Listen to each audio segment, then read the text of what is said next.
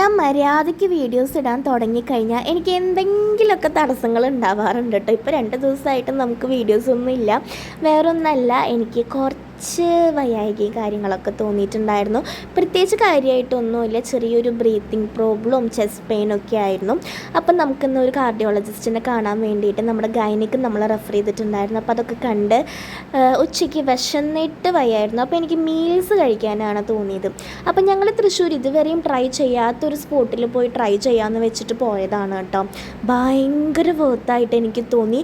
ഒരു കിഡിലൻ സ്പോട്ടാണ്. തൃശ്ശൂർ മീൽസ് തപ്പി നടക്കുന്ന മീൽസ് ലവേഴ്സ് ഉണ്ടെന്നുണ്ടെങ്കിൽ നിങ്ങൾക്ക് പറ്റിയിട്ടുള്ള ഒരു അടിപൊളി സ്പോട്ടാണ് കേട്ടോ.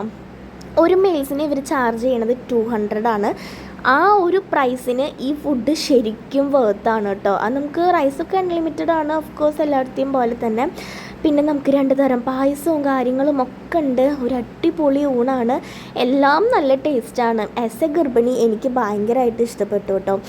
ഈ സദ്യ കഴിച്ച് കഴിയുമ്പോൾ അതിനൊരു എന്താ പറയുക, ഒരു പൂർണ്ണത വേണമെന്നുണ്ടെങ്കിൽ നമ്മുടെ പായസവും പഴവും പപ്പടവും എല്ലാം കൂടെ കൂട്ടി അങ്ങനെ കഴിക്കണം. അത് എനിക്ക് മസ്റ്റാണ്.